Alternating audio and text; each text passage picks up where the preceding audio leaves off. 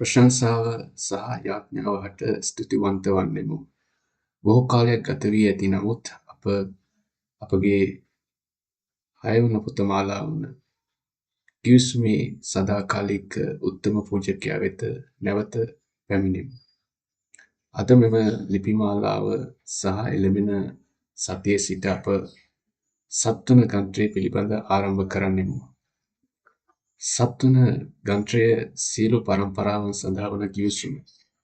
දස ආඥාව සහ එය මෝසෙස් සීනයි කන්දට නැගීම සහ පසුව දස ආඥාව පිළිබඳ විස්තර ගැන වනු ඇත. එබැවින් අප ලබන සතියේ සිට එම මාතෘකාව අධ්‍යයනය කරන්නෙමු. මෙහිදී අද දින නැතිනම් අවසාන වශයෙන් හෝ අවම වශයෙන් මෙම දේශනා මාලාව නමුත් සියල්ල ආවරණය නොකළ බැවින් ග්‍රන්ථය වෙත නැවත ගොස් විස්තරාත්මක කියවීම සඳහා මා විසින් සැබවින්ම සැමට දිරිමත් කිරීමට කැමැතිය. ඊට හේතුව වන්නේ ග්‍රන්ථයේ ඇති දෙයින් අඩක් හෝ තුනෙන් එකක්වත් ආවරණය කර නැත. ග්‍රන්ථය ඉංග්‍රීසි භාෂාවෙන් ඇති නිසා එය කියවීමට මට ඔබ විශ්වාසයෙන් දිරිමත් කළ හැකිය. එබැවින් සදාකාල උත්තම පූජකයා වන යේසුස් ක්‍රිස්තුස් වහන්සේ ගැන කතා කරමු. හේබ්‍රේව 5 වන පරිච්ඡේදයේ 7 වෙනි පදයේ සිට 14 පදයේ දක්වා. අප සියල්ලෝ එක්ව කියමු. මා විසින් 7 වන පදයේ කියවන්නම්. ඔබට 8 වන පදය කියවිය හැකිය. උන්වහන්සේ මාර්ශල් සිටි දවස්වලදී තමන් වහන්සේ මරණයෙන් ගලවන්නට පුළුවන් වූ තැනන් වහන්සේට බලවත් හැඬීමෙන් හා කඳුළෙන් යුක්ත යාඥාව සහ චන්නලව ඔප්පු කර තමන්ගේ දේව බය නිසා උත්තර ලැබ පරිපූර්ණ වූ පසු උන්වහන්සේ හට කීකරුවන සියල්ලන්ට සදාකාලික ගැලවීමේ උල්පත බවට පත්විය. ඒ අනුව උන්වහන්සේ ගැන අපට බොහෝ දේ කීමට ඇති අතර ඔබ ඇසීමෙන් අඳුරු වී ඇති බැවින් එය පැහැදිලි කිරීම දුෂ්කරය. මක් නිසාද කිරි පමණක් අනුභව කරන සෑම කෙනෙකුම ධර්මිෂ්ඨකමේ වචනය හුරු වී නැත. මන්ද ඔහු ඒ සඳහා ලදරුවෙකි. නමුත් ඝන ආහාර පරිණත අය සඳහා වන අතර ඔවුන් පුරුදු නිසා යහපත හා අයහපත හඳුනා ගැනීමට තම ඉන්ද්‍රියන් පුහුණු කර ඇත. මේ දෙවියන් වහන්සේගේ වචනයයි.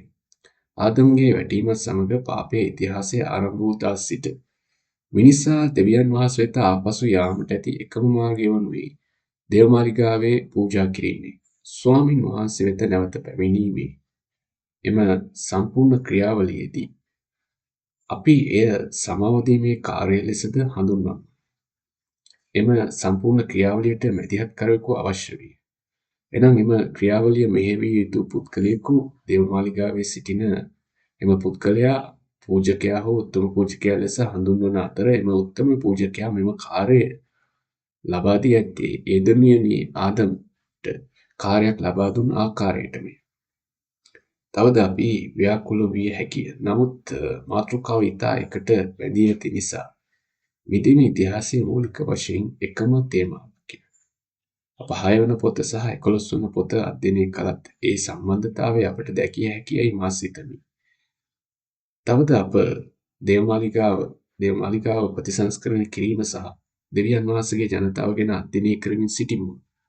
එබැවින් සරස් සතරේ සිට අවසානයේ දක්වා මැදිහත් කරපු සිටිය යුතුය.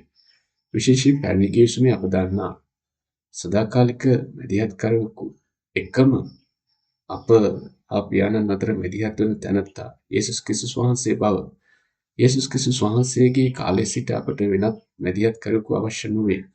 අපට යේසුස් ක්‍රිස්තුස් වහන්සේ අතරට යාමට අපට සාන්තුවරයෙකු හෝ මරියා හෝ ශාන්ත පේතුස් හෝ දේවගතිවරයෙකු අවශ්‍ය නැත. අපට අවශ්‍ය වන්නේ යේසුස් ක්‍රිස්තුස් වහන්සේ යන නම පමණි. උන්වහන්සේ අපගේ අවසාන නිසා සදාකාලික උත්තම පූජකයා වන අතර උන්වහන්සේ අප වෙනුවෙන් සමාව දීමේ කාර්යය දැනටමත් කර ඇත. ආමේන්. එබැවින් අප සිතනු ලබන්නේ යේසුස් වහන්සේ අප වෙනුවෙන් උත්තම පූජකයා සහ සදාකාලිකම උත්තම පූජකයා වන්නේ කෙසේද යන්න ගැන. ආරෝන්ගේ පුත්‍රයන් ආරෝන්ගේ පරම්පරාව ගැන අප අධ්‍යයනය කර ඇත්තෙමු. ඉතිහාසය අප අධ්‍යයනය කළ පරම්පරා ඔවුන් කොතරම් වැටී සිටියාද, ඔවුන් කොතරම් දූෂිතද යන්න බව ඔබට මතකද? මන්ද ඔවුන් මිනිසුන් වූ අතර ඔවුන් සදාකාලික උත්තම පූජකයන් නොවිය. එසේනම් යේසුස් වහන්සේ අපගේ සදාකාලික උත්තම පූජකයා වන්නේ කෙසේද? පළමුව අපගේ දුර්වලකම් ගැන අනුකම්පා කරන උත්තම පූජකයා යේසුස් ක්‍රිස්තුස් වහන්සේ. දුර්වල ජනතාව පාගා දැමීමට තම බලය පැහැරගෙන අයිති ලෙස භාවිතා කළ දූෂිත උත්තම පූජකයන් මෙන් නොව පහළට පැමිණ අපගේ මට්ටමට තමාව යටත් පහත් කරගත් අතර එහිදී ඔහු දැනින්නට අත්විඳීමට දැනීමට සහ දුෂ්කරතා හරහා යා හැකිය. හේබ්‍රේව 4 වන පරිච්ඡේදයේ 14 සිට 16 දක්වා පදයන් වල අවධානය යොමු කරමු. එබැවින් අහස පසු කර ගියා වූ දෙවියන් වහන්සේගේ පුත්‍ර වූ යේසුස් නම් මහා උත්තම පූජකයෙක් අපට සිටින නිසා අපේ ඇදහිල්ල තුලින් අල්ලාගෙන සිටිමු. මක්නිසාද අපට සිටින්නේ අපේ දුර්වලකම් වලදී අපේ දුක නොදෙන උත්තම පූජකයෙක් නොව පව් කිරීමක් නැතුව සියලු ආකාරයෙන්ම අප වාගේ පරීක්ෂා කරන ලැබූ උත්තම පූජකයෙක්ය. එබැවින් අපට දයාව ලැබෙන පිණිස අපේ ඕනෑකම් වලදී අපට උපකාර අනුග්‍රහය සම්බෝධන පිණිසද නිසක කමින් කරුණාවේ සිංහාසනයට ළඟා වෙමු. එබැවින් එහි පවසන්නේ අපගේ දුර්වලකම් ගැන අනුකම්පා කළ නොහැකි උත්තම පූජකයෙකු අපට නොමැති නමුත් අපට සිටින ආකාරයටම සෑම දෙයකදීම පරීක්ෂාවට ලක් වූ නමුත් පාපයක් නොමැතිව සිටින අයෙකි. එය අනුව අපට කීමට හැකි දේ නම් දෙවියන් වහන්සේ මා දිනපතා මුහුණ දෙන පරීක්ෂාවන් දන්නේ නැත කියා නමුත් හේබ්‍රේව 4 වන පරිච්ඡේදයේ 14 සහ 15 වැනි පදයන් අපට පවසනු ලබන්නේ උන්වහන්සේ දන්නා බවයි. පරීක්ෂාවට ලක්වීම කෙබඳුදැයි උන්වහන්සේ දනී.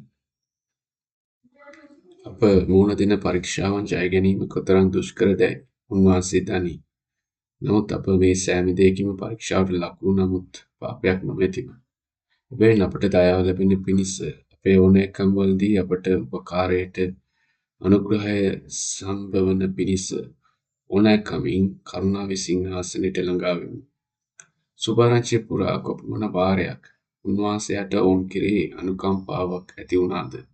මතෙව් 36 වන පරිච්ඡේදය. මතෙව් 14, 15, 32, 20, 34, මාර්ක් 1 වෙනි පරිච්ඡේදය.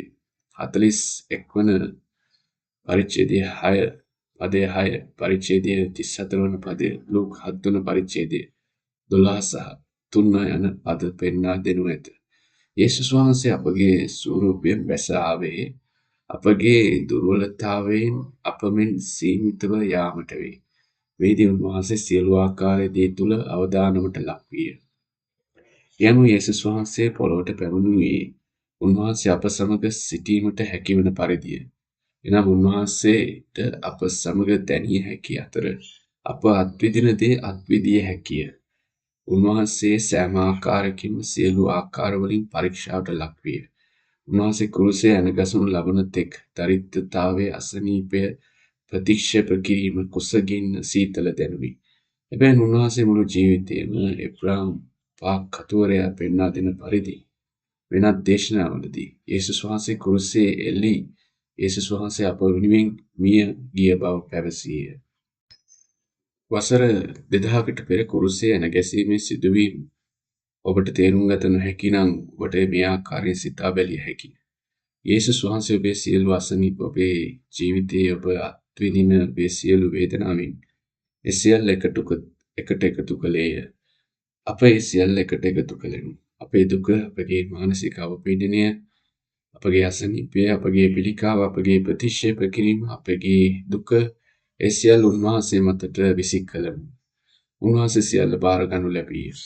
ඔහු ඒ සියල්ල අත්විඳිමින් සිටියේය. ඒ සමග මා වෙනුවෙන් සියලු මනුෂ්‍ය වර්ගය වෙනුවෙන් වේ. එනිසා උන්වහන්සේට කීමට හැකිවනු ඇත මා ඔබ හට අනුකම්පා කරනු ලබන බව. එබැවින් අප යේසුස් වහන්සේට යාඥා කරන විට යේසුස් වහන්සේ මාහට අනුකම්පා කරන බව තේරුම්ගෙන විශ්වාස කරන ලෙස මා අවංකව යාඥා කරමි. මා අත්විඳින දේ යේසුස් වහන්සේ දන්නවා ඇත. උන්වහන්සේ දැනටමත් එය අත්විඳ ඇත. උන්වහන්සේ එය කළා. උන්වහන්සේ පාපකින් තොරව එය හරහා ගියේ. ඔබටත් පුළුවන්. ආමෙන්. දෙවන උත්තම පූජකත්වයේ සැබෑ සුදුසුකම් ඇති එකම උත්තම පූජකයා යේසුස් ක්‍රිස්තුස් වහන්සේය. උත්තම පූජකයාගේ පෙළපත් ආරොන්ගේ අනුපිළිවෙලට උත්තම පූජකයන්ගේ පරම්පරා හරහා ඔවුන්ගෙන් බොහෝ දෙනෙක් උත්තම පූජකයෙකු වීමට පවා සුදුසුකම් නොලබන බව අප දැක ඇත්තෙමු. හේබ්‍රේයු 5 වන පරිච්ඡේදයේ 1 සිට 10 දක්වා පදවල උත්තම පූජකයෙකුගේ සුදුසුකම් සාකච්ඡා කෙරේ. දෙවියන් වහන්සේගේ ජනතාවගේ නියෝජිතයෙකු ලෙස උත්තම පූජකයා දෙවියන් වහන්සේගේ අනට අනුව පූජා ඔප්පු කිරීම සඳහා පමණක් ශුද්ධ ස්ථානයට ඇතුළු වීමෙන් පව් වලට සමාව ලබා ගත යුතුය. දෙවියන් වහන්සේ සමග නිසි සම්බන්ධතාවයක් ගොඩනගා ගැනීමට හැකිවන පරිදි මිනිසුන්ට මඟ පෙන්වීම ඔහුගේ යුතුකමයි. හැබැයි උත්තම පූජකයා සඳහා ප්‍රධාන සුදුසුකම් දෙකක් පවතී. පළමුව උත්තම පූජකයා මිනිසුන් අතරින් ගත යුතුය. මනුෂ්‍ය වර්ගයා සමග සංවේදනය කිරීමට හැකි විය යුතුය. මිනිසෙකු විය යුතුය. මූලික වශයෙන් යේසුස් වහන්සේ අපට අනුකම්පා කරන්නාක් මෙන් දෙවියන් වහන්සේ සමග සංවේදනය කිරීමට හෝ මෙම සම්බන්ධතාවය ඇති කර ගැනීමට හැකි විය යුතුය. අධ්‍යාත්මික සම්බන්ධතාවය. එබැවින් උන්වහන්සේ හට කොටස් දෙකම කිරීමට හැකි විය යුතුය. ආදම් නිර්මාණය කළේ එලෙසයි. දෙවියන් වහන්සේ ආදම මැව්වේ ඔහුට මැවිල්ලට ජීවින්ට සම්බන්ධ වීමට හැකි වෙන පරිදි. නමුත් ඒ සමග දෙවියන් වහන්සේ සමග සම්බන්ධ වීමට සහ කතා කිරීමට හැකි වෙන පරිදිය. එසේ මා විශ්වාස කරනවා ඔබත් මමත් එවැනි අය බවට පත්විය යුතුයි කියා. අප එකිනෙකා සමග අන් අය සමග සම්බන්ධ විය හැකි නම් දෙවියන් වහන්සේ සමග සම්බන්ධ විය හැකි පුද්ගලයෙකු බවට පත්විය යුතුය. කුමක් නිසාද ඒ කුරුසය බවට පත් කරනවා නොවේද? එබැවින් උත්තම පූජකයා මිනිසුන් අතරින් ගත යුතුය. මක් නිසාද මිනිසුන් අතරින් ගන්නා ලද සෑම උත්තම පූජකයෙක්ම දෙවියන් වහන්සේට අදාළ දේවල් සඳහා මිනිසුන් වෙනුවෙන් පත් කරනු ලබන්නේ පව් සඳහා තෑගි සහ පූජා යන දෙකම ඔප්පු කිරීම සඳහාය. යොහන් 1 වන පරිච්ඡේදයේ 14 වන පදය අපට පවසන්නේ වාක්‍යව මාංශවත් වූ යේසුස් වහන්සේ අප අතර වාසය කළ බවයි. ඒප්‍රිල් 5 වන පරිච්ඡේදයේ 7 වන පදයේ උන්වහන්සේගේ මාංශවත් සිටි දවස්වලදී තමන් වහන්සේගේ මරණයෙන් ගලවන්නට පුළුවන් වූ තැනන් වහන්සේට බලවත් හැඬීමෙන් හා කඳුලින් යුක්තව යාඥා සහ කන්නලව ඔප්පු කර තමන්ගේ දේව බය නිසා උත්තර ලැබ. යේසුස් වහන්සේ දෙවියන් වහන්සේය. නමුත් උන්වහන්සේ අප සමග සිටීමට මාංශයෙන් මේ පොළොවට බැස ආවා පමණක් නොව උන්වහන්සේ යාඥා කිරීමට අවශ්‍ය ස්ථානයට පැමිණියේ. උන්වහන්සේ යාඥා කිරීමට ආශා නොවිය. නමුත් උන්වහන්සේ අප වෙනුවෙන් යාඥා කළේ. උන්වහන්සේ අප කරන දේම කළේ. එක් හේතුවක් නම් අප වෙනුවෙන් අපට ඉගැන්වීමේ. ඒ සමග දෙවියන් වහන්සේගේ පුත්‍රයන් සහ දුවරුන් ලෙස හැඳින්වීමට යොදාගත් දරුවන් ලෙස අප කළ යුතු දේ ආදර්ශයක් ලෙස පෙන්වීමේ. දෙවන සුදුසුකම උත්තම පූජකයා දෙවියන් වහන්සේ විසින් පත් කළ යුතුය. ඒප්‍රිල් 5 වන පරිච්ඡේදයේ 4 වන පදය.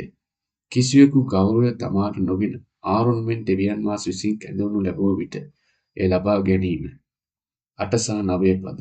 ඔහු පුතෙකු වුවද ඔහු දුක් විඳ දේවලින් කීකරුකම ඉගෙනගෙන පරිපූර්ණ වූ පසු ඔහුට කීකරු වන සියල්ලන්ට සදාකාලික ගැලවීමේ උල්පත බවට පත්විය. එබැවින් ආරෝන් උත්තම පූජකයා වූ ආකාරයටම දෙවියන් වහන්සේ විසින් කැඳවනු ලැබිය. යේසුස් වහන්සේ අපගේ උත්තම පූජකයාය. ඒප්‍රිල් 6 වන පරිච්ඡේදයේ 19 සහ 20 පදේ පවසන්නේ මෙම බලාපොරොත්තු අපගේ ආත්මීය නැංගුරුමක් ලෙස අපට ඇති බවය. එනම් මෙල්කිසෙදෙක්ගේ අනුපිළිවෙලට අනුව සදාටම උත්තම පූජකයෙකු බවට පත්වීම සඳහා යේසුස් වහන්සේ පූර්ව ගාමියෙකු ලෙස ඇතුළු වූ තිරයට ඇතුළු වන බලාපොරොත්තුවකි. එය ඔරුවක් හෝ නැවක් පාවී නොවන බවට වග බලා ගනී. ඒ නිශ්චලව පවතී. සුළඟ සහ රැලි ඇතිවීම පවා එය රැඳී පවතිනි.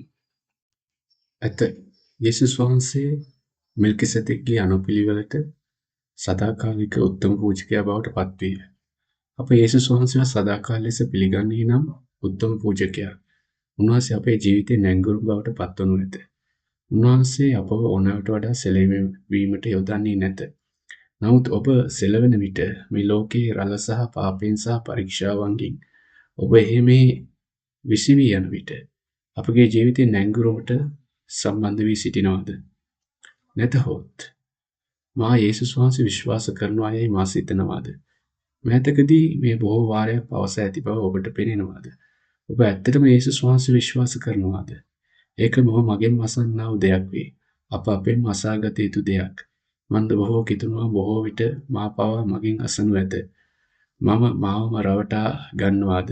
මම ඇත්තටම යේසුස් වහන්සේ විශ්වාස කරන විට මම නොමග යවා හෝ වැරදියට තේරුම්ගෙන තිබේද? මම යේසුස් ක්‍රිස්තුස් වහන්සේගේ රුධිරයෙන් ගැලවී ඇති බවට මට තහවුරු කිරීමක් ඇති බව මම අදහස් කරමි. නමුත් මම කතා කරන්නේ අපේ දෛනික ජීවිතය ගැන. මා යේසුස් ක්‍රිස්තුස් වහන්සේගේ සැබෑ ඇදිලිවන්තයෙකු ලෙස ජීවත් වෙනවාද? මගේ ක්‍රියාවන් සහ මගේ වචන අනුගමනය නොකරන්නේ නම් මම ඇත්තටම මගෙන් අසන්න අවශ්‍යයි. ඇත්තටම මගේ වචන වල සහ මගේ ක්‍රියාවන්හි ආරම්භය ගැන සිතා අනුමාන කළ යුතුය. එය මගේ හදවතය. ඒ හදවත පැමිණෙන්නේ මගේ ආත්මයෙන් සහ මගේ ඇදහිල්ලෙන්ය. එසේනම් යේසුස් වහන්සේ සැබෑවටම ඔබගේ ජීවිතේ නැංගුරුමද? නැත්නම් ඔබ තවමත් නැංගුරුම විශ්සික් කරලා සිටිනවද? අපගේ ඇදහිල්ලේ නැංගුරම් දෙක වෙනස් නොවන සත්‍යයන්. දෙවියන් වහන්සේගේ පොරොන්දු සහ දිවිරුමිය. හේබ්‍රේ 6 වෙනි පරිච්ඡේදයේ 17 සහ 8 පදවල අනුව දෙවියන් වහන්සේගේ පොරොන්දුව සහ දිවිරුමිය. මේවා අපගේ ස්ථිර බලාපොරොත්තු වන ඇත. මේ අනුව යේසුස් ක්‍රිස්තුස් වහන්සේ තුලින් අපට අපගේ ආත්මයන්ගේ නැංගුරම් දෙවියන් වහන්සේගේ රාජ්‍යයට පහත් කළ හැකි අතර එය සොලවන්නට නොහැකිය. අප ආරක්ෂිත නම් අපගේ ජීවිතය දෛනික ජීවිතය වඩාත් ආරක්ෂිත විය හැකිය. ජ්‍යෙෂ්ඨ දේවගතිතුමන්ලා ගැලීම නොලබන අයගේ ජීවිතය ගැන කල්පනා කරමින් සිටිය යුතු නැත. ඔබ මේ පොකුණු ජලය මත මතුපිට පාවෙන ගෙම්බන්ගේ ආහාර සමග සංසන්දනය කළ යුතුද? ඒ තේරුමක් තිබේද? ඔබ කවදා හෝ රන්මාළු කා තිබේද? කුඩා රන්මාළුවෙක්. ඔබ එය හඳුන්වන්නේ කුමක්ද? මින්මැදුරක් හෝ බඳුනක්. ඔබ ඔවුන් ආහාර දෙනවාද? එය නිවැරදි නොවේද? ඔබ ආහාර දෙන විට ඒ කරනු ලබන්නේ කුමක්ද? අප කතා කරනු ලබන්නේ ගැනය. ඒ පියලි සහිත ආහාරය. අපට යේසුස් ක්‍රිස්තුස් වහන්සේගේ නැංගුරම නොමැති විට ඒ අපගේ ජීවිතය. නමුත් නැංගුරම යනු දෙවියන් වහන්සේගේ පොරොන්දුව සහ දියුරුමයි. ඔබට දෙවියන් වහන්සේගේ පොරොන්දුවක් තිබේද? මේ දෙවියන් වහන්සේගේ ගිවිසුම් 66 පොත් 66. එනම් දෙවියන් වහන්සේ අප තුළ ජීවත් වන යේසුස් වහන්සේ අපගේ පව් වලට සමාව දෙන යේසුස් වහන්සේ අප වෙනුවෙන් සමාව දෙන අතර උන්වහන්සේ පැමිණ අපව දෙවියන් වහන්සේගේ රාජ්‍යයට ගෙනියන බව අපට කියයි. ඒ ගිවිසුම සහ පොරොන්දුවයි. ඒ පොරොන්දුව කොතරම් ස්ථිර දෙයක්ද? ඒ අපගේ ආත්මයන්ගේ නැංගුරම් බවට පත් වේවා. මුහුදු පතුලේ නැංගුරම බෝට්ටුවට හෝ නැවට සම්බන්ධ දාමේ සුළඟ සහ රළ ඇත. නැව චලනීය විය හැකි අතර මාරු කර එහෙට මෙහෙට පාවී යා හැකිය. නමුත් ඒ බොහෝ දුර යා හැක්කේ ඒ නැංගුරමට සම්බන්ධ නිසා. එය නැංගුරමට සම්බන්ධ නිසා පමණයි. අපගේ ජීවිතයේ සමහර විට යම් දුරකට සෙලවිය හැකි නමුත් ඒ තරම් දුර නොයිනු ඇත. මේ ලෝකේ පාප වලින් හිමි විසිවී යන අපගේ දරුවන් වෙනුවෙන් අපේ ආඥා කරන විට දෙවියන් වහන්සේ ඔවුන්ගේ ජීවිතේ නැංගුරුම් බවට පත්වන ලෙසත් යේසුස් වහන්සේ ඔවුන්ගේ ජීවිතේ නැංගුරුම් බවට පත්වන ලෙසත් ඔවුන් සැලුණු නමුත් දෙවියන් වහන්සේ ඔවුන්ට ඉඩ දෙන සීමාවන් ඉක්මවා යා නොහැකි වන ලෙසත් අප ආඥා කරමු. සුළඟ බැස ගිය විට ඔවුන් නිසැකවම ඔවුන් සිටිය යුතු ස්ථානයට අප සිටිය යුතු ස්ථානයට නැවත පැමිණෙනු ඇත. හතරවන යේසුස් වහන්සේ මෙල්කිසෙදෙක්ගේ අනුපිළිවෙලට අනුව පැමිණිය තවත් උත්තම පූජකයෙකි. හේබ්‍රේ 5 වන පරිච්ඡේදයේ 10 වන පදයේ පළමු අනුපිළිවෙල යන වචන අනුපිළිවෙල ගැන අපි සිතමු. කුලී රත නොවේ කුලී රතයක් වගේ නමුත් එය හමුදා යෙදුමක් වන අතර එය පිළිවෙලකට සකස් කිරීම සහ අනුබද්ධය. පිළිවෙල පෙළ ගැස්ම හෝ ශ්‍රේණිගත කිරීම අදහස් කරයි. එසේම ග්‍රීක භාෂාවෙන් කටා යන වාක්‍ය ඛණ්ඩයේ අනුව හෝ පසුව අර්ථයක් ඇති පූර්ව පදයකි. එබැවින් අනුපිළිවෙලට අනුව එකම රේඛාවක දකුණට පිටුපසින් සිටීම යන්නින් අදහස් කෙරේ. එබැවින් ඔබ මිනිසුන් පෙළ ගැස්මක් සාදන විට ඔබ ඉදිරියේ සිටින පුද්ගලයා දෙස බලා ඔබ එකම රේඛාවේ පිටුපසින් සිටින බවට වග බලා ගන්න. ඔබ දන්නවා නොවේද? හේබ්‍රේ 5 වන පරිච්ඡේදයේ 10 වන පදයේ පවසන්නේ මෙල්කිසෙදෙක්ගේ අනුපිළිවෙලට අනුව දෙවියන් වහන්සේ විසින් ඔහුව උත්තම පූජකයෙකු ලෙස නම් කරන ලදී. එබැවින් ඔහු දෙවියන් වහන්සේ විසින් නම් කරන ලදී. දෙවියන් වහන්සේ මෙසේ පවසයි. ඔබ ඒ රේඛාවට යන්න කුමන රේඛාවද? මෙල්කිසෙදෙක් පිටුපස සිටගෙන සාමයේ රජ සහ ධර්මිෂ්ඨකමේ රජ විය. ඔහු සාලම්හි රජ වූ අතර ඔහුගේ නම මෙල්කිසෙදෙක්ය. මෙල්කිසෙදෙක් යන්නේ තේරුම මගේ රජ. සෙඩෙක් යන්නෙහි තේරුම ධර්මිෂ්ඨකම. මගේ ධර්මිෂ්ඨකමේ රජ. ශාලෝම්හි රජ. ශාලෝම් යනු සාමයයි. පෙර අප සැබෑ සබත් ශබත් විවේකය යන සංකල්පය ගැන කතා කළෙමු. ඒ ශාලෝම් සංකල්පයට මඟ පාදුම් ඇත. ශාලෝම් යනු සාමය. නමුත් සාමය මට වෙන කිසිවක් කිරීමට නොහැකි වූ නිසා නොව. සාමය දෙවියන් වහන්සේගේ පාලනය කරන නිසා. සාමය මට නැංගුරුම ඇති නිසා. කුමක් වුවත් සුළං හෝ රළං කොතරම් ශක්තිමත් වුවත් මට ඒ නැංගුරුම ඇති බව මා දනිමි. එබැවින් මට කරදර විය යුතු නැත. එය සාමයයි. සාමය යනු යුද්ධයක් නොමැතිකම නොවේ. නමුත් සාමය යනු අනදෙන නිලධාරියෙකු අනුගමනය කිරීම. හැකි අනදෙන නිලධාරියා පිටුපස සිටීමයි. සාමය යනු රජය විශ්වාස කළ හැකි ජාතියක ජීවත් වීමයි. එනිසා සාමය එයයි. එනිසා එය රජතුමා කියවන විට සාමය. ධර්මිෂ්ඨකමේ රජ. ඔහු කතා කරන්නේ සපත් ලෝකයේ රජු.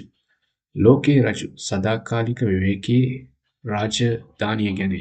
ඒ කවුද? දෙවනුව මෙල්කිසෙදෙක් ආබ්‍රහම්ට පාන්සා වයින් ලබා දුන්නේ උපති 14 වන පරිච්ඡේදයේ. ආබ්‍රහම් මිත්‍ර ජාතීන් අතරට එරෙහිව සටන් කළ විට සහ දෙවියන් වහන්සේගේ කරුණාවෙන් ඔවුන් පරාජය කළ විට ඔවුන් පිටතට තල්ලු කළේය. ආදම් කළ යුතු දේ ඔබට සම්බන්ධ කර මතකද?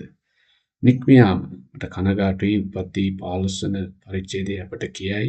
15 16 වන පරිච්ඡේදය අපට පවසන්නේ දෙවියන් වහන්සේ පවසන බව මෙම ගඟේ සිට ඊජිප්තු ගඟ දක්වා යුප්‍රටිස් ගඟේ සිට ඊජිප්තු ගඟ දක්වා දෙවියන් වහන්සේ ඔහුට දී ඇති දේශයේ ඔහු නැවත පැමිණේ. ඔහු සොදොම් රජුගේ පරීක්ෂණය සහ පරීක්ෂාව ජයගනී. ඔහුව පිටට තල්ලු කරයි. ඔහු කෙලින්ම මෙල්කිසෙදෙක් වෙත පැමිණි. මෙල්කිසෙදෙක් පාන්සා වයින් පිටතට ගෙනෙයි. පාන්සා වයින් ගෙනාවේ කවුද? සොදොම් රජුගේ පරීක්ෂාව ජයගත් අයට පමණක් සර්පයාගේ පරීක්ෂාව අපට පාන්සා වයින් ලබා දෙන තැනැත්තා වෙත පැමිණිය හැකිය. ආබ්‍රහම් ඔහු මුණ ගැසුණු විට රොටි සහ වයින් ගෙනවිත් ඔහු කළේ කුමක්ද? ඔහුට දසයෙන් කොටස එනම් සියල්ල කොල්ලෙන් දසයෙන් කොටසක් ලබා දෙයි. හේබ්‍රෙව් 7 වන පරිච්ඡේදයේ 4 වන පදයේ සහ පහත සඳහන් දේ අපට මෙම සිදුවීම් ගැන කියයි. ආබ්‍රහම් මෙල්කිසෙදෙක්ට දසයෙන් කොටස් ලබා දෙන විට සහ මෙල්කිසෙදෙක් ආබ්‍රහම්ට ආශිර්වාද කරන විට එබැවින් අපි එම ඡේදයට හැරෙමු. දැන් කුල දෙටු ආබ්‍රහම් 4 වන පදයේ කියවමින් තෝරාගත් කොල්ලෙන් දසයෙන් කොටසක් ලබා දුන් මිනිසා කොතරම් ශ්‍රේෂ්ඨද යන්න නිරීක්ෂණය කරන්න. පූජක තනතුර ලැබූ ලෙවිගේ පුත්‍රයන්ගෙන් ඇත්ත වශයෙන්ම නීතියේ ආඥාවක් ඇත්තේ ජනතාවකින් එනම් ඔවුන්ගේ සහෝදරයන්ගෙන් ආබ්‍රහම්ගෙන් පැවතෙන නමුත් ඔවුන් දශමයක් ලබා ගැනීමටයි.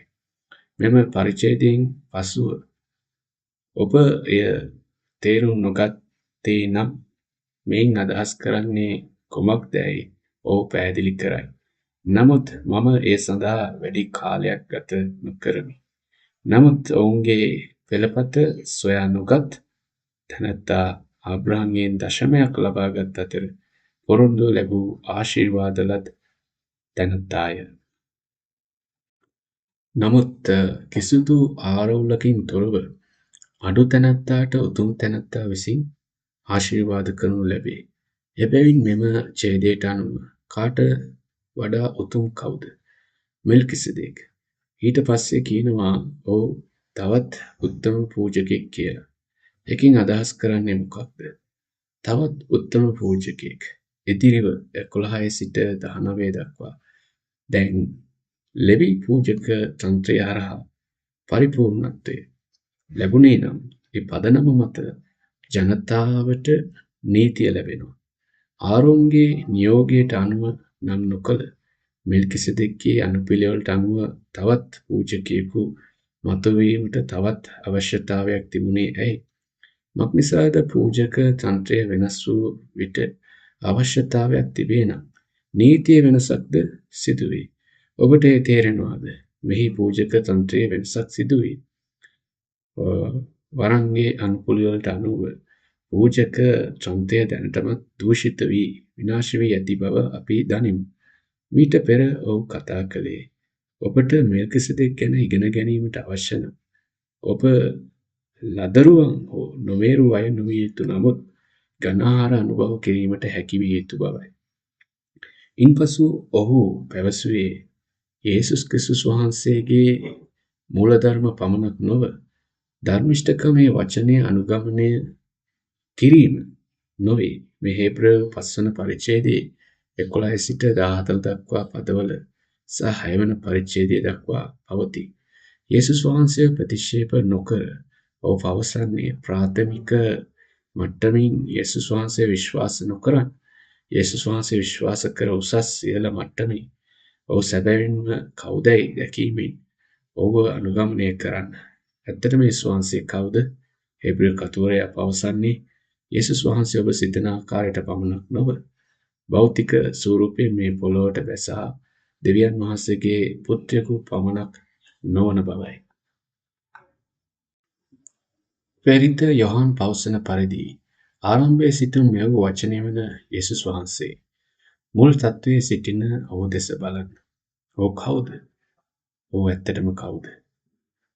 ඉතින් ආරම්භයේ සිටින යේසුස් වහන්සේ ඉදිරියට යන යේසුස් වහන්සේට එරෙහිව පූජකයා කවදාද යන්න සඳහා 12 වන පදය මේ දේවල් කතා කරන තැනැත්තා සඳහා 13 වන පදය වෙනත් ගෝත්‍රයකට අයත් වන අතර කිසිවෙකු පූජාසනයේ සේවය කර නැත.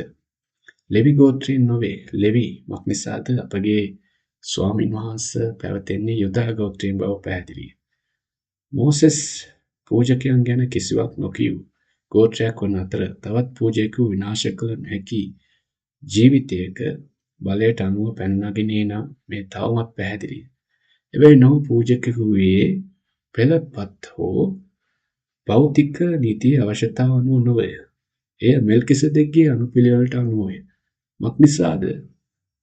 එක් අතකින් එහි දුර්වලතාවය සහ නිෂ්ඵලකම නිසා පෙර ආඥාවක් පසෙකට දැමීමක් තිබේ. මක්නිසාද නීතිය කිසිවක් පරිපූර්ණ කළේ නැත.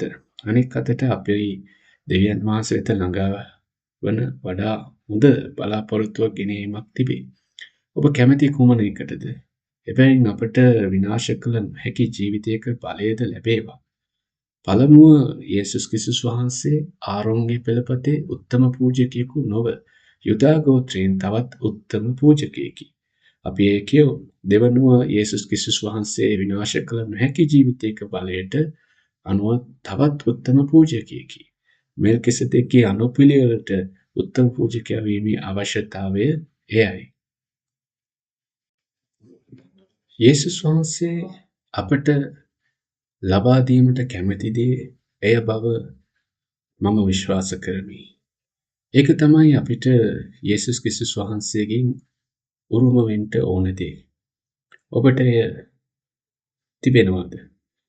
ඔබට තාම එය නැද්ද? ඔබට එය තවමත් දන්නේ නැද්ද? අද කාලේ ඔබ දේවල් අමතක කරනවාද? ඔබට අමතක වුණාද? යේසුස් වහන්සේ දෙස බලන්න. නැවතත් මා සිතන්නේ මම ඒක ඔබව අවුල්සහගත කරනවාද? ඔබව තවමත් ව්‍යාකූල කිරීමට තවත් පියවරක් ඉදිරියට තබන්න. අප යේසුස් ක්‍රිස්තුස් වහන්සේගේ පෙළපත ගැන කතා කරමු. යේසුස් වහන්සේට ඇත්තටම පෙළපතක් තිබේද? 7 වන පරිච්ඡේදය පළමු වන පදය. රජවරුන් ඝාතනය කිරීමෙන් ආපසු එන විට ආබ්‍රහම් හමු වී ඔහුට ආශිර්වාද කළ. ආබ්‍රහම් සියලු කොල්ලයින් දශයක් බෙදා දුන්. මෙම මෙල්කිසෙදෙක් පළමුවෙන්ම ඔහුගේ නාමයේ පරිවර්තනී ධර්මිෂ්ඨකමේ රජු. පසුව සාලොමහි රජු එනම් සාමයේ රජු තුන්වන පදය. පියා නොමැතිව මව නොමැතිව පෙළපතක් නොමැතිව දිනවල ආරම්භයක් හෝ ජීවිතයේ අවසානයක් නොමැතිව නමුත් දෙවියන් වහන්සේගේ පුත්‍රයා මෙන් සාදන ලද ඔහු සදාකාලිකව පූජකයෙකු ලෙස පවතී. ඔහු කතා කරන්නේ කා ගැනද? මෙල්කිසෙදෙක්. නමුත් ඔහු දෙවියන් වහන්සේගේ පුත්‍රයා මෙන් මනුෂ්‍ය පුත්‍රයා වන යේසුස් වහන්සේට කියනවා. එබැවින් යේසුස් වහන්සේට පෙළපතක් තිබේද නැත්ද? ඔබට එය වැටහුණාද? ඔබ ඔව් කියනවා. ඔබ කරදරයක ඉන්නවා. ඔබ කියන්නේ නැහැ. ඔබ කරදරයක ඉන්නවා කියලා. වෙනත් නියෝග දෙකක්. යේසුස් වහන්සේගේ වෙනත් මට්ටම් දෙකක්. යේසුස් වහන්සේව තේරුම් ගැනීම. උන්වහන්සේ මාංශයෙන් පහළ වූ විට අප උන්වහන්සේව මාංශයෙන් පැමිණි යේසුස් වහන්සේ ලෙස තේරුම් ගනිමු. උන්වහන්සේ පෙළපතෙන් පැමිණියා. මිදීමේ කාර්ය එම පෙළපත හරහා ගමන් කරනු ඇත. ඔහු යෝසෙෆ්ගේ පුත්‍රයෙකු නොවු නිසා, ඔහු මරියාගේ පුත්‍රයෙකු නොවු නිසා, ඔහු දෙවියන් වහන්සේගේ පුත්‍රයෙකි. අපට ඔහු මෙන් දිගටම සිටීමට හෝ ඔහු මෙන් වීමට ඉඩ සලසන එකම දේ නම් මිනිස් බීජයක හෝ රුධිරයෙන් නොව විනාශ කළ නොහැකි ජීවිතයක බලය අපට ලැබුණු විට පමණි.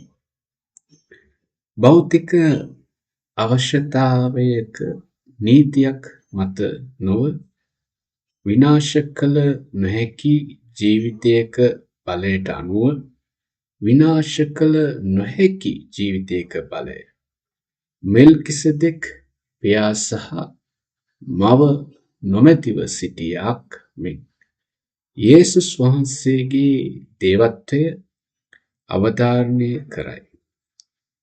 එබැවින් යේසුස් වහන්සේ පිළිසිඳ ගනු ලැබුවේ පුරුෂයෙකු සහ ඔහුගේ බිරිඳ අතර ස්වභාවික සම්බන්ධතා හරහා නොවේ.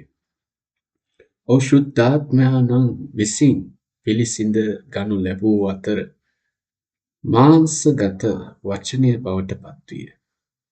එබැවින් අපට යේසුස් වහන්සේගේ දරුවන් වීමට අවශ්‍ය නම් දෙවියන් වහන්සේගේ දරුවන් අපට මේද ලැබිය යුතුය. අප ශුද්ධාත්මයන්න් විසින් පිළිසිඳ ගත යුතුය. අපට එම ශුද්ධාත්මයන් ලැබිය යුතුය. අපට විනාශ කළ නොහැකි ජීවිතයක බලය ලැබිය යුතුය. ඒ දෙවියන් වහන්සේගේ වචනය හරහා. අවසාන වශයෙන් යේසුස් වහන්සේ අපට නව පූජක අනුපිළිවෙලක් එනම් මෙල්කිසෙදෙක්ගේ අනුපිළිවෙල විවෘත කළේය. එය එහි විය. නමුත් ඔහු එය විවෘත කළේ අපට ඔහු පිටුපස පෙළ ගැසී මෙල්කිසෙදෙක්ගේ අනුපිළිවෙලට ගොස් ආදම්ට කිරීමට නොහැකි වූ දේ ඉටු කිරීමේ ආශිර්වාදය ලබා ගැනීමට සහ ජීවන වෘක්ෂයෙන් අනුභව කිරීමට හැකිවන පරිදිය. ආමේන්. එබැවින් පළමුව අපි කරුණාවේ සිංහාසනයට විශ්වාසයෙන් ලං විය යුතුය. ආමේන්. මෙහි සිටින ඔබ මේ සිටින බැවින් ඔබට මෙහි සිටින්නේ ඔබ නැති අයට වඩා අඩු නිසා නොවේ. ඔබ මෙහි සිටින්නේ ඔබට වෙනත් කිසිවක් කිරීමට නොමැති නිසා නොවේ. ඔබ මෙහි සිටින්නේ කරුණාවේ සිංහාසනයට ලංවීමට ඔබ උත්සාහ කරන නිසා නොවේ. ආමේන්. අප සභාවට පැමිණෙන සෑම අවස්ථාවකම අපි නමස්කාර කිරීමට පැමිණෙන සෑම අවස්ථාවකම දෙවියන් වහන්සේ ඔබට ලංවන බවත් ඔබ කරුණාවේ සිංහාසනයට ලංවන බවත් මම විශ්වාස කරමි. එබැවින් 16 දෙනා සඳහා අපි කරුණාවේ සිංහාසනයට විශ්වාසයෙන් ලං වෙමු. ඒ සිටින බව විශ්වාස කරමින් ඔබේ යාඥාවලට සවන් දෙන බව විශ්වාස කරමින් ඔහුගේ යහපත් මාර්ග අනුව අපගේ යාඥාවලට පිළිතුරු දෙන බව විශ්වාස කරමි. දෙවනුව අප දෙවියන් වහන්සේට ප්‍රසන්න ජීවමාන පූජාවක් ඔප්පු කළ යුතුය. අප ඔහුට යාඥා කරන සෑම අවස්ථාවකම අප නමස්කාර කිරීමට පැමිණෙන විට අපි අපෙන්ම මෙසේ අසා ගනිමු. මම ගෙන එනවාද අපම පූජාවන්, මම දෙවියන් වහන්සේට ප්‍රසන්න ජීවමාන පූජාවක් ගෙන එනවාද? රෝම 12 වන පරිච්ඡේදයේ 1 සිට 2 දක්වා පදවල දෙවන පදයේ එහි පවසන්නේ මේ ලෝකයට අනුගත නොවන්න. නමුත් ඔබේ මනස අලුත් කිරීමෙන් පරිවර්තනය වන්න. එවිට ඔබට දෙවියන් වහන්සේගේ කැමැත්ත කුමක්දැයි ඔප්පු කළ හැකි අතර ඒ යහපත් හා පිළිගත හැකි සහ සම්පූර්ණය. පළමුවන පදයේ එහි සඳහන් වන්නේ එබැවින් සහෝදරවරුනි, දෙවියන් වහන්සේගේ දයාවෙන් මම ඔබෙන් ඉල්ලා සිටින්නේ ඔබේ ශරීර දෙවියන් වහන්සේට පිළිගත හැකි ජීවමාන හා ශුද්ධ පූජාවක් ලෙස ඉදිරිපත් කරන ලෙසයි. එය ඔබගේ ආත්මික නමස්කාර සේවයයි. ගීතාවලිය 50, 14 සහ 23 වන පදද අවසාන වශයෙන් අපි නැති වූ දේ සොයාගත යුතුය. නැති වූ දේ සොයා ගැනීමට මේ පොළොවට පැමිණි උත්තම පූජකයා යේසුස් වහන්සේය. දෙවියන් වහන්සේ කිරීමට කැමැති දේවල් වලින් එකකි.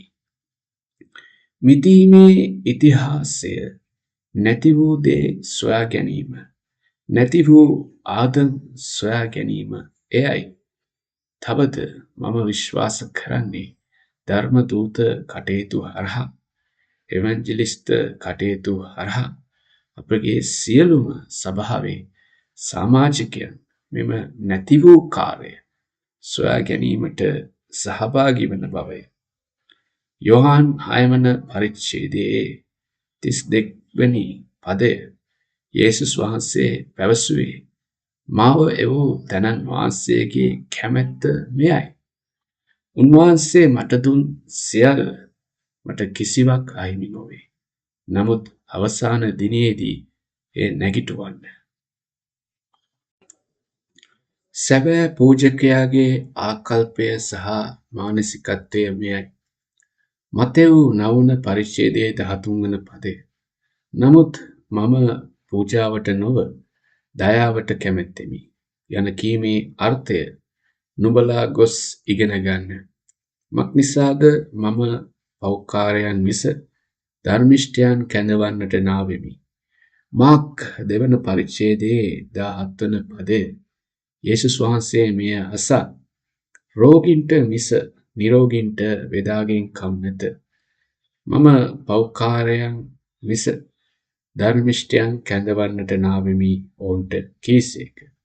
එබැවින් සියොන් සභාව මෙල්කිසෙදෙක්ගේ අනුපිළිවෙලට පූජක සභාවට සභාවක් බවට පත්වේවා. අපට රජු ඔවුන් වෙත ගෙනීමට හැකි වේවා. එබැවින් ශාලෝම් සාමය සහ ජනතාව මත රැඳී සිටින්. අප යාඥා කරන අයට අප සුභාරංචිය ප්‍රකාශ කරන අයට අප බෙදා ගන්නෙමු. ඔවුන්ට ඔවුන් තුළ එම සැබෑ සාමය සොයාගත හැකි වේවා. එය කරන්න පුළුවන්. ඔබ හොඳ කතාකාරයෙක් නිසා නොවේ. ඔබ සාමකාමී පෙනුමක් තියෙන කෙනෙක් නිසා නොවේ. ඒ දෙවියන් වහන්සේ වචනය තුළින් ඔබට ඒ විනාශ කළ නොහැකි ජීවිතයේ බලය ලබා දෙන බැවින් අපට ඒ ත්‍යාගය ලැබේවා. ආමේන්. අප යාඥා කරමු. ආදරණීය ස්වර්ගික පියාණනි, අපගේ සදාකාලික උත්තම පූජක යේසුස් වහන්සේ ගැන සිතීමට අපට මෙම කාලය ලබා දීම ගැන අප ඔබට බොහෝසේ ස්තුතිවන්ත වෙමු. පියාණනි, අපට ඔබ සිටින නිසා අපට සැලවීමට අවශ්‍ය නැත. අපට බියෙන් වෙවුලන්නට අවශ්‍ය නැත. අපට කරදර විය යුතු නැත. අපට ඔබ අපගේ නැංගුරුම ලෙස සිටි. ඔබ සියොන් සභාවේ සෑම සමාජිකයෙකුටම මෙම වචනය ලබා ගැනීමට උත්සාහ කරන සෑම සමාජිකයෙකුටම විනාශ කළ නොහැකි ජීවන ත්‍යාග ලබා දෙන බව අප විශ්වාස කරමු. එබැවින් පියාණනි, කරුණාකර අපට එම ත්‍යාගය, එම බීජය, එම බලය අප තුළ ලබා දීමට ඉඩ දුන්න මැනව. එවිට අප කොහේ ගියත්, අප කුමක් කළත් අපි සිටිමු. ඔබ අප සමග සිටින අතර එම සාමය, එම ශාලෝම් අපට ලබා දෙනු ඇත.